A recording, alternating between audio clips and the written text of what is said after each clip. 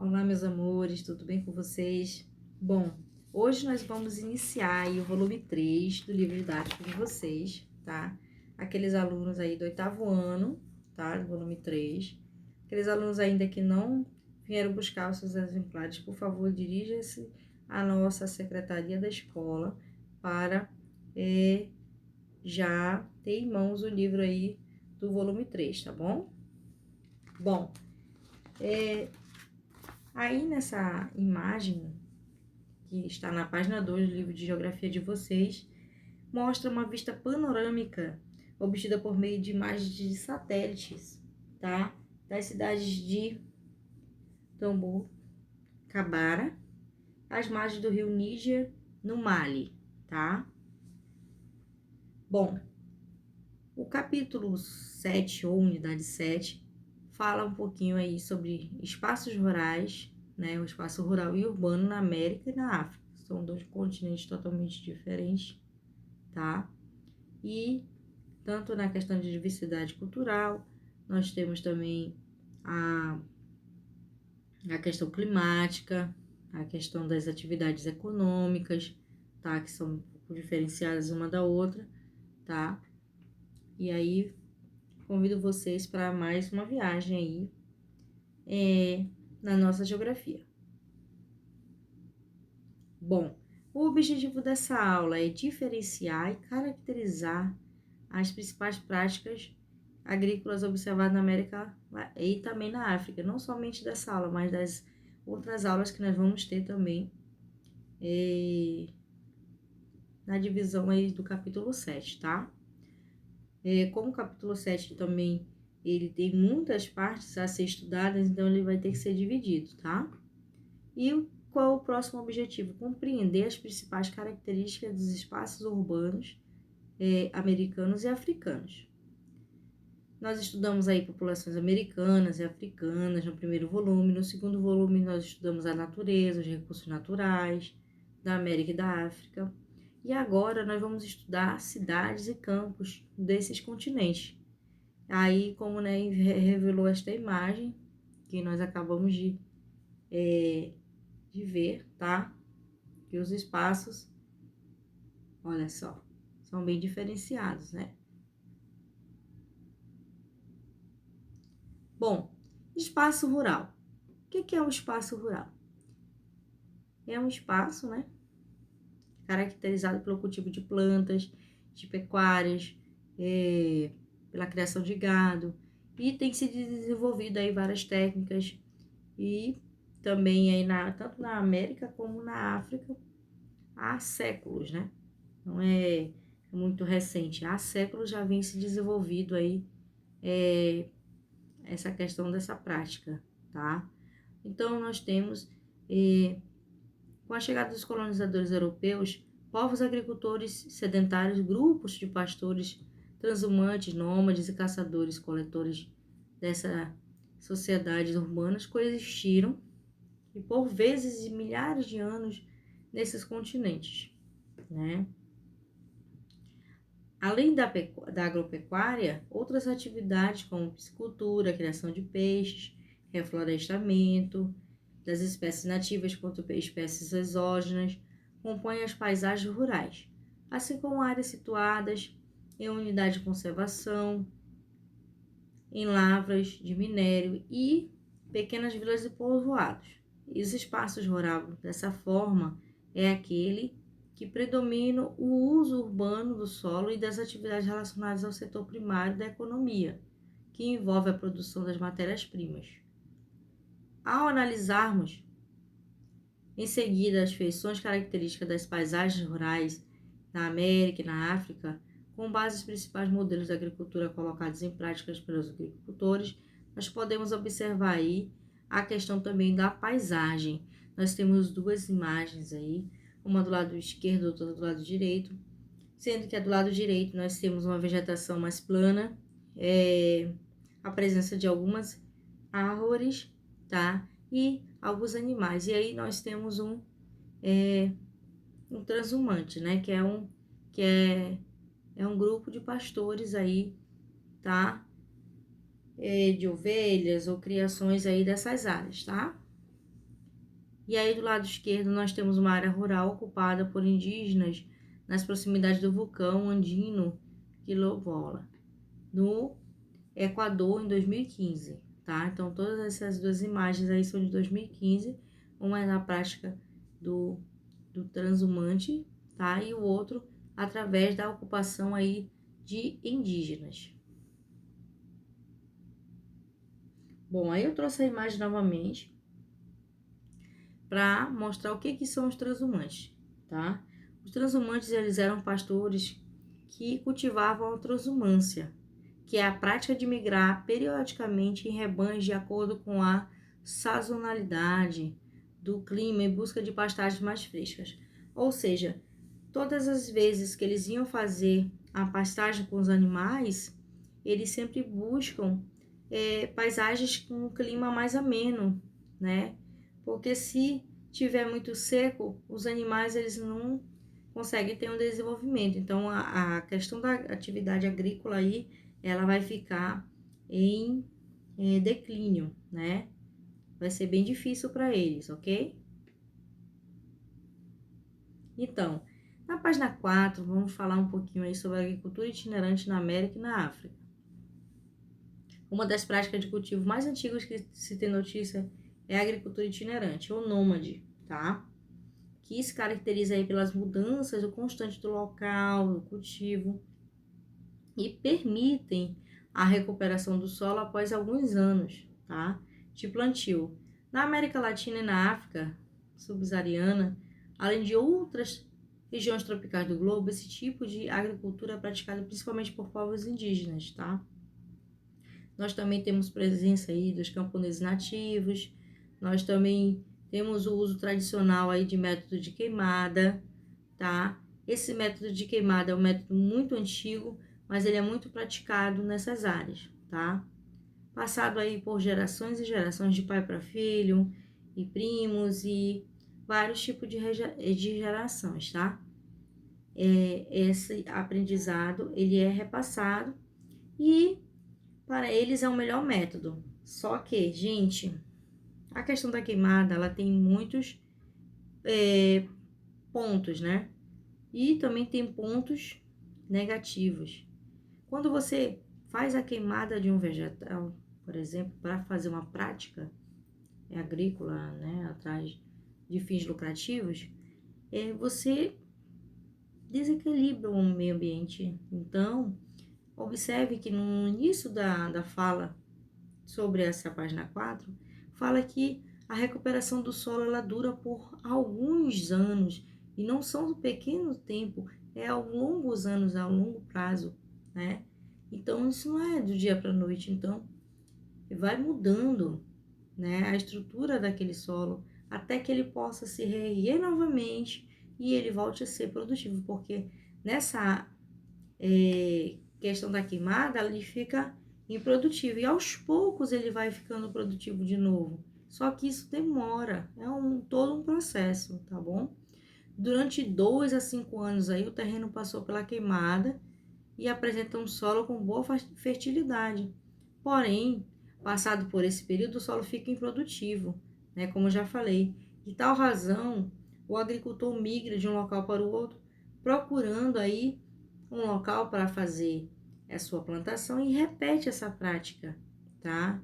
Em 1 ou 2 décadas, aquela área que foi utilizada anteriormente, ela é recoberta por mata secundária, não a mata original. É uma mata que já ela ocorre ao longo do tempo, né? Ou um quantitativo de pessoas faz uma replantação, né? Aí nessas áreas, tá? E por suas vezes ou até mesmo uma questão da natureza mesmo, tá? E a recuperação da fertilidade do solo, portanto, varia de acordo com alguns anos ou até mesmo mais de uma década, né? Mais de 10 anos para fazer com que se reerga novamente, né? Então, a agricultura itinerante, ela demanda diferentes áreas relativamente próximas entre si para realizar o circuito de que inclui os terrenos cultivados até o seu descaso próprio ou temporário, tá? Ainda na página 4, nós temos uma área desmatada por queimadas para agricultura itinerante na Libéria em 2010. Embora essa prática indique a derrubada das áreas, tá? A vegetação densa, ela incorre sempre em riscos, tá? Para o controle do fogo. E é importante compreender que essa agricultura itinerante, ela pode ser praticada de modo também sustentável, tá? Para isso, devem ocorrer condições específicas, como populações pequenas e com alto conhecimento sobre quilombolas da região, Vale do Ribeira, tá? No interior de São Paulo também, onde os métodos tradicionais de plantio de coivara, como é denominado as práticas no Brasil, têm auxiliado a preservação ambiental, tá bom? Apesar disso, os processos aí da derrubada de canteiros da floresta, embora esteja inserido em um contexto maior, tá? As práticas aí, elas nem sempre são compreendidas a tempo pelos órgãos de fiscalização. A respeito dessa situação, ocorre muito dano ambiental, né? Então, as áreas de fiscalização, elas vão para verificar esta possibilidade, tá bom, meus amores? Então, vocês podem observar que a queimada, ela faz com que essa vegetação, ela vá e só fique ali atrás, ó, ali atrás, tá bom? E aí, na parte da frente, vocês observam que esse solo, ele já acaba ficando sem vida aí e improdutivo, como o texto já falou, lá na frente, tá bom? E nós temos aí a burocracia que trava o plantio de quilombolas, tá?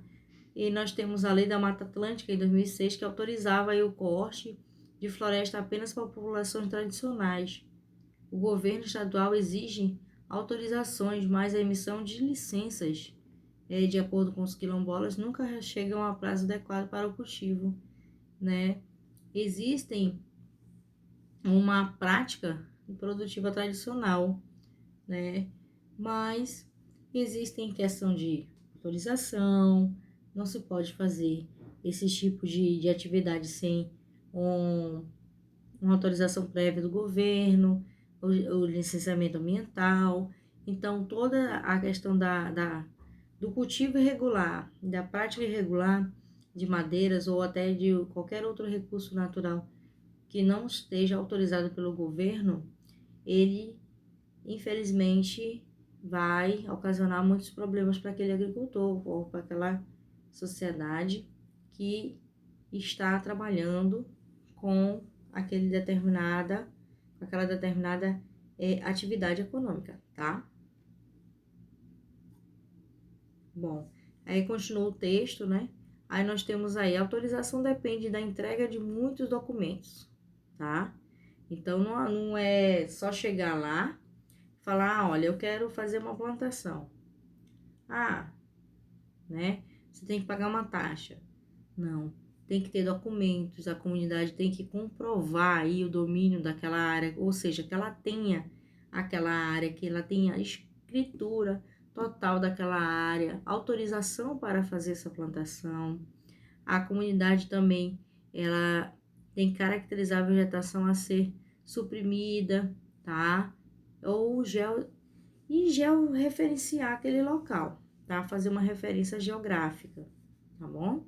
Embora técnicos dos órgãos se mobilizem para capacitar os quilombolas na operação, o cumprimento das trâmites e complexos é também demorado, tá? Então, não é da noite para o dia que isso vai se regularizar, tá? Tem todo um trâmite legal para que ocorra esse processo. Bom, na página 6, nós temos a agricultura irrigada na América e na África. Então, a proporção das áreas agrícolas irrigadas de modo bastante heterogêneo e varia muito entre os países, continentes e a região. Isso explica diferentes fatores, em especial aí a sazonalidade, tá? O que é a sazonalidade? É a condição, as estações do ano, ela está totalmente adicionada a questão das estações do ano, tá? E as suas características são o verão úmido e o inverno seco, tá? A sazonalidade e irregularidade das chuvas faz com que longos períodos de estiagem prejudiquem os cultivos, tá? Há uma instabilidade de a determinado tempo muito seco, depois o inverno ele já acaba sendo, em vez de ser mais ameno, ele já vai sendo seco. Então, há uma desestabilidade climática nessas áreas, tá? Então, a qualidade do solo, muitas das vezes carentes de nutrientes e tem propriedades físicas desfavoráveis para a realização dessas atividades. A condição econômica e tecnológica dos países, que pode tornar o uso de maquinários e equipamentos uma realidade amplamente acessível ou uma oportunidade também reservada apenas aos maiores produtores e proprietários de terra, ou seja, os pequenos produtores não têm acesso a esta modalidade. Nós temos um mapa aí que fala sobre a América e a África, a proporção das áreas agrícolas utilizadas sob sistema de irrigação em 2015, tá? Aí nós temos essa área de cultivada sobre irrigação. Do lado direito nós temos uma legenda, tá? Que vocês vão observar com cuidado para localizar neste mapa, tá? Esse tipo de cultivo, áreas de cultivadas, tá bom? Como é possível perceber, muitos países da África apresentam menos de 5% de áreas agrícolas irrigadas. Já nessa região do oeste dos Estados Unidos, bem como áreas certas da América Latina, inclusive partes aí do Brasil, elas se encontram em situação oposta, né? Na década de 1980, a extração da água da América Latina duplicou, o que representou o ritmo maior que é a média mundial.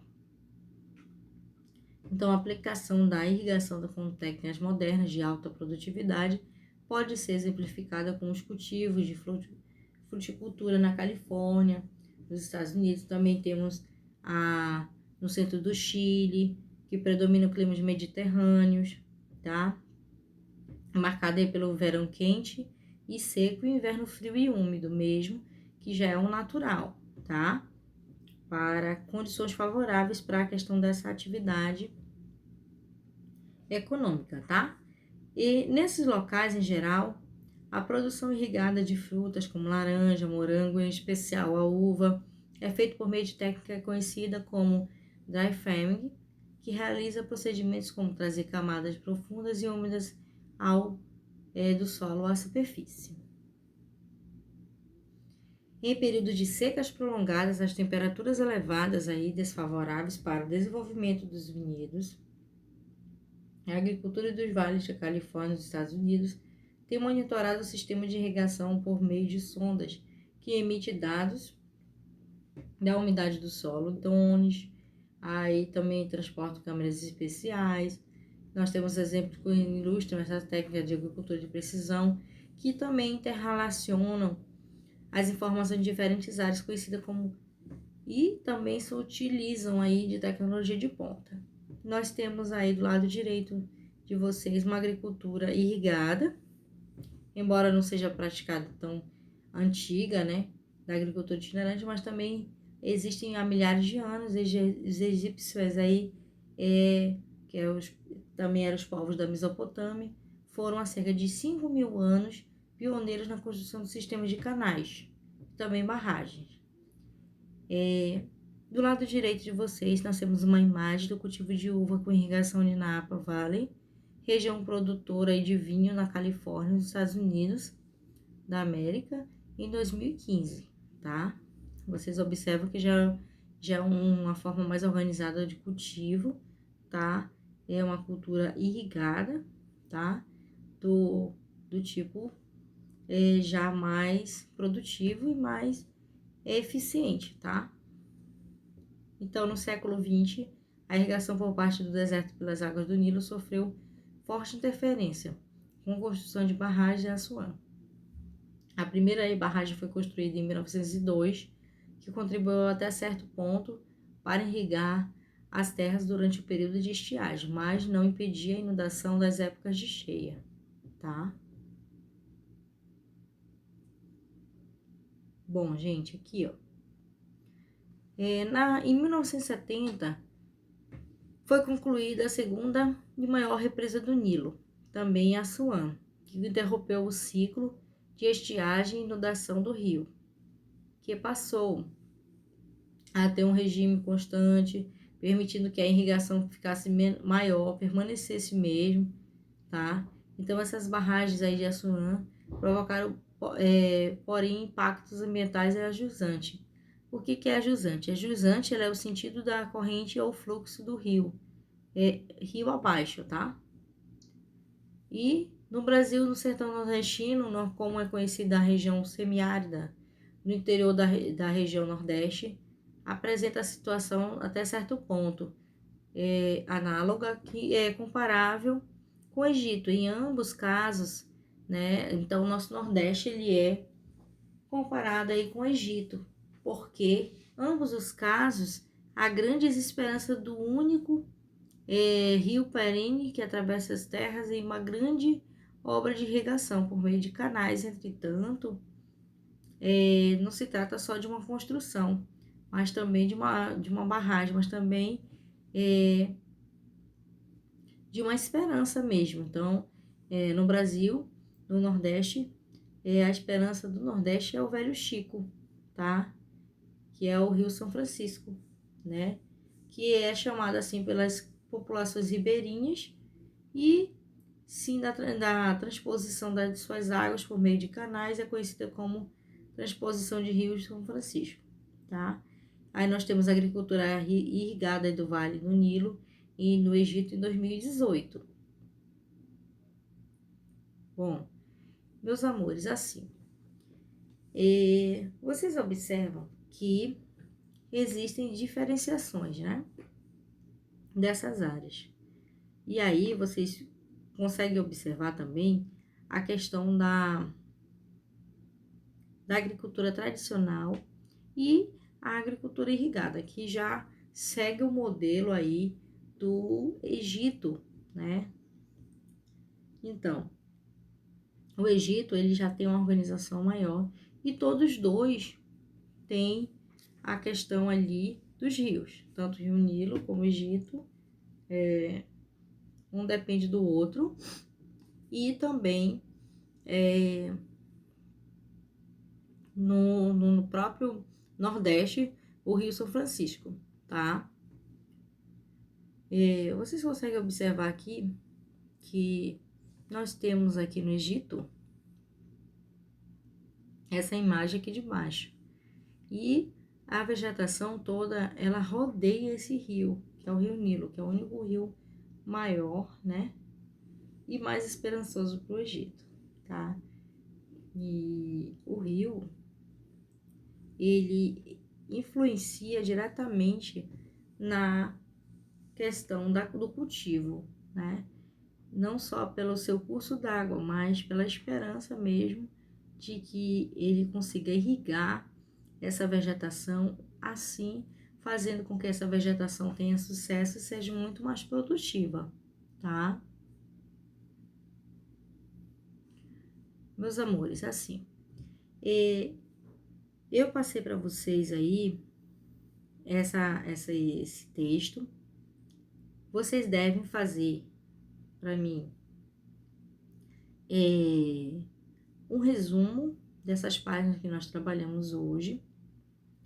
Devem enviar no privado, respeitando os horários, tá, de vocês, dos turnos de vocês. Caso haja dúvidas, tentem realizar no horário do suporte de vocês. Só em mente em casos extremos que haja necessidade, comuniquem previamente, tá?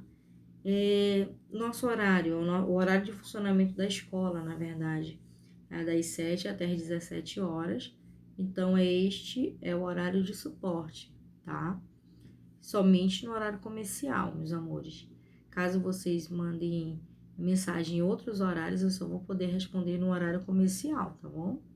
Lembrando que dúvidas sempre existem, né? E nós estamos aqui para ajudá-los. Em breve nós estaremos juntos novamente, tá? Continua ainda no terceiro bimestre a questão de mandar as fotos das atividades no privado. Vocês vão fazendo e vão enviando as fotos, tá? Quando eu falo assim, bora gente, vamos participar, vamos interagir, realmente, né? Tem que participar, tem que interagir, porque a nota de vocês de participação e comportamento vale 10 pontos. E eu não tenho como dar 10 pontos para quem não participa, tá? E vocês têm que participar, meus amores, vamos participar.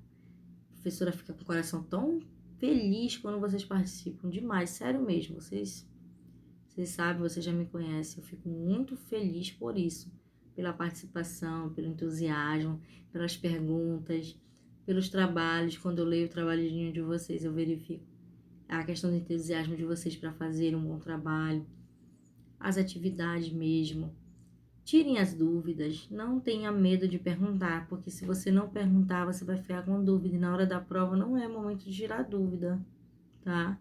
E no dia que nós passamos a nossa avaliação, alguns alunos começaram a perguntar, meus amores, gostaria tanto de ajudar vocês, mas eu não vou poder. Eu sempre falo isso nas avaliações, eu não posso, não lembro, né? Até brinco com vocês, não lembro, né? Então vamos, o momento de estudar é esse agora, tá? Caso de dúvida, estamos aqui, tá? No meu privado aí, eu aqui, vocês aí na casinha de vocês, mas vai dar tudo certo, tá?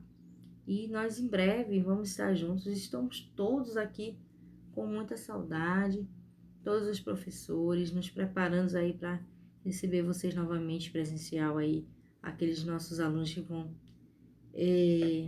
estar conosco, né? E a saudade é grande, né, gente?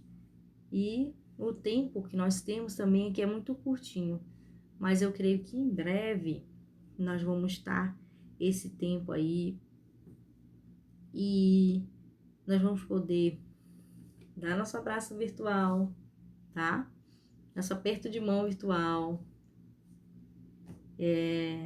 Mas vocês moram no coração de cada um de nós.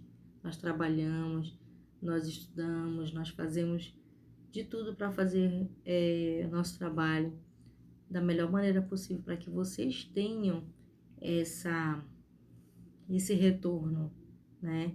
Então, eu não me recuso. Se você souber, tiver alguma dúvida, eu vou lhe ajudar. Lembrando que são vários alunos que entram em contato conosco e cada um nós atendemos de acordo com a ordem que chegam-se as mensagens, tá bom? Se houver alguma mensagem no horário, depois do horário de atendimento, só irei responder no outro dia, tá? Somente no horário comercial, tá bom? Bom, meus amores, é assim. E nós temos atividade no livro de atividade, nós temos atividade no livro didático. Vocês têm esse resumo para fazer, tá? No mínimo de 10 linhas. Por favor, façam esse resumo, tá? Leiam com atenção. Procurem, busquem aprender sempre mais. Conhecimento nunca é demais, nunca se sabe tudo. Todo dia nós aprendemos algo novo. E sonhar tem que ser preciso sempre para realizar nossos objetivos. Nós temos que ter objetivo, então por isso que nós precisamos sonhar. Porque quando nós sonhamos, nós realizamos nossos objetivos através dos nossos pensamentos e através dos nossos estudos, nas nossas ações, tá? Nós conseguimos atingir nossas metas, tá?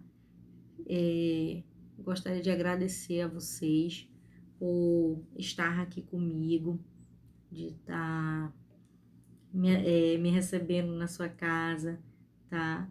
E é uma situação adversa, né? Bem difícil, mas nós vamos vencer. Vocês vão vencer, eu vou vencer, todos nós vamos vencer. E em breve estaremos juntinhos de novo, tá? Precisando, estarei aqui no privado. Não se esqueçam, por favor, de enviar as fotos, de fazer as suas perguntas, tá? De conversar mesmo, de perguntar mesmo, de falar comigo, que eu estarei dispostas a ali sempre ajudar, tá bom? Bons estudos, que Deus abençoe cada um de vocês, tá? Estarei ansiosa para esperar vocês aqui, tá bom, gente? Beijos, fiquem com Deus.